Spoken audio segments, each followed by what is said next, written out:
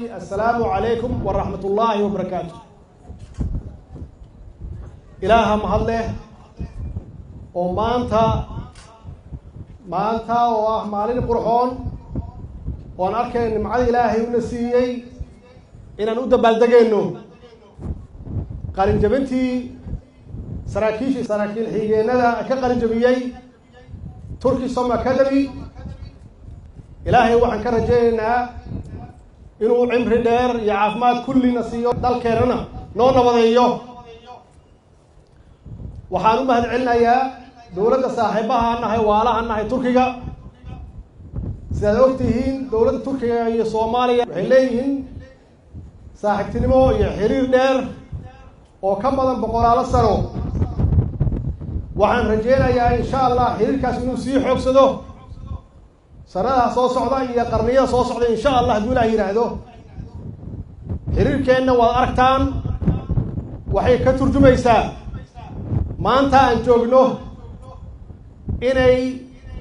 تركي صوم أكاديمي على كل مرخاتي كانوا كوضا النهي إني قرنجبيان سراكيل حيجينو لباطن يسغال سنة كذب ومالين تاريخها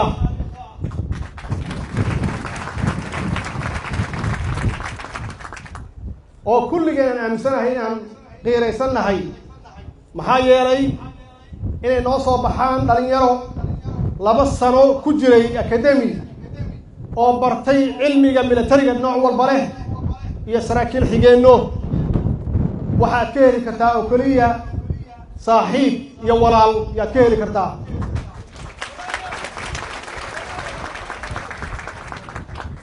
waxaan ku amaanayaa dawladda Turkiga sida wanaagsan ee waqtinimada leh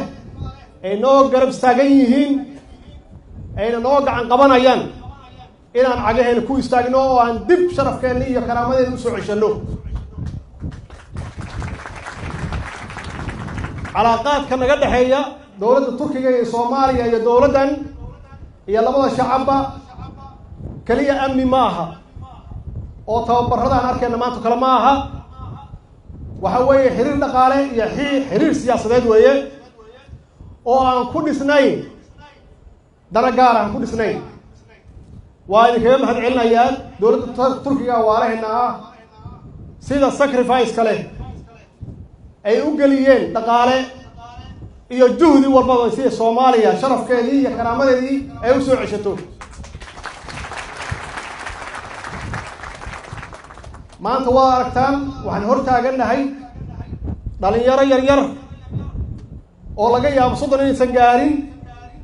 oo haysta academy oo wadanka dhexdiisa lagu tababaray waxaa saaran waajibaad aad iyo aad weyn oo baaxad weyn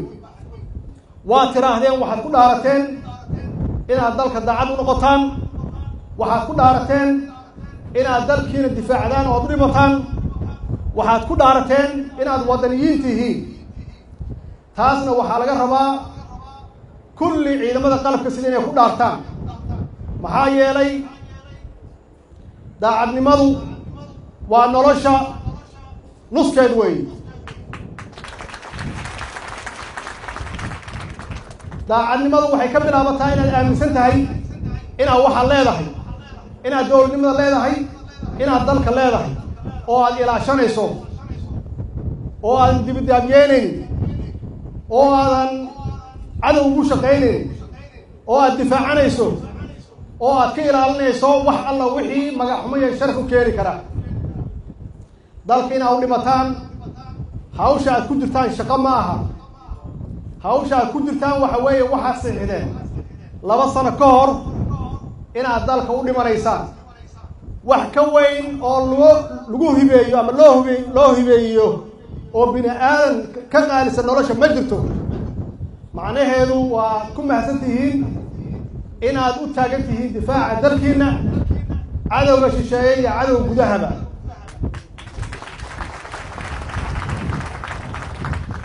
wadaniyadu waxa weeye dalkaaga inaad jeceshahay ma aha inaad dhibaato dalal kale aad u geysanayso waana runtii wixii ka maqnaa muddo dheer naga maqnaa weeye maxaa yeelay waxaan aadnay wax ka yar wadaniyad waxaan aadnay wax ka yar qarannimo marka wadaniyadu waxa weeye waxyaabaha dalku lagu horumariyo way qofku inuu aaminsan yahay wuxuu difaacay inuu leeyahay oo ugu horeeyo dalkiisa naftiisana u huraayo taasna waxaa laga rabaa ciidamada qalabka sidoo dhan iyo qof walba oo muwaadin ah yaa laga rabaa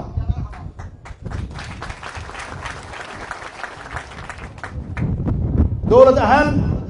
waxaa naga go'an inaan soo celin sharafkii iyo karaamadii ummadda Soomaaliyeed ee lahayn jirtay waxaa naga go'an inaan ciidanka qalabka sida soo celino xooggiisii iyo sharafkii soo celino maxaa yeelay intaas weeye inta dal walba lagu qiyaaso oo lagu evaluate gareeyo tabartiisa iyo wuxuu yahay sidaas darteed dowladdan way ka go'an tahay inaan soo celino ciidankii qalabka siday usbuucan waxaa marti noogu ahaa madaxweynihii hore ee Koonfur Afrika oo yimid muddo hore 45 sano ka hor waxyaabihii uu ka hadlo waxay ahayd Soomaaliya inay ugu horeysay Afrika hadday noqoto ciidanka cirka oo waa aragtaan pilotkii ugu horeeyay Soomaaliya oo gabar ah Asli Cabaade waa pilotkii ugu horeeyay laga yaabaa oo dumar ah oo Afrika ah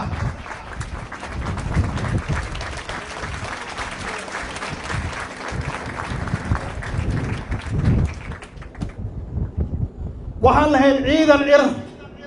oo wax walba u dhan yihiin waxaan lahayn ciidan navy oo badda ah oo wax walba u dhan yihiin waxaan lahayn ciidan dhul oo la xushmeeyo la ixtiraamo oo Afrika laga yaqaano oo aan ku caawino walaalaheena Afrikada kale la gumaysto sida aan gumaysi uga saari lahayn aabiyaashiin waa kuwaas saasoo kale la rabaa inaad noqotaan vision kiinu iyo aragtidiina fog inay saas noqoto oo aad soo celisaan Soomaalidii ciidankii sidoo ahaan jiray waa waajibaad insaaran waa waajibaad ciidankii idinka horeeyay kulli wada saaran dawladdu waa ka go'an tahay wax alla wixii u baahan yihiin hadday noqoto tababar hadday noqoto qalab iyo hadday noqoto maxaan ku yiraahdaa wax walba inay garab istaagto mushaharaad iyo daryeel kalaba waad ogtihiin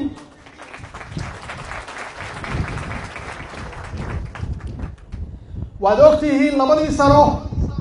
iyo 6 bilood ku dhawaadka aan joognay inaan ku guuleysanay inaan ilaalino xuquuqda ciidanka qalabka sida Soomaaliyeed waana wadi doonaa waana kordhinayna haddii ay yiraahdo shacabka Soomaaliyeed waxaan ku boorinayaa inay ciidankooda garab istaagaan inay ciidankooda garab socdaan yaan ku bogaadinayaa maxaa yeelay hadduu dalku uusan ciidan lahayn dal ma aha sidaas darteed annagoo dhan garbihiinaan taaganna waa idinla soconnaa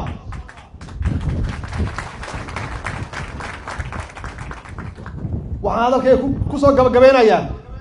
oo dawladda Turkiga ka codsanaya inay badiso tababarada sidaan oo kale ah inay kordhiso qalabka aan u baahannahay iyo wax alla wixii ay Soomaaliya ku tari karto si aan dib aan xageen ugu istaagno wassalaamu calaykum waraxmatullaahi wabarakaatuh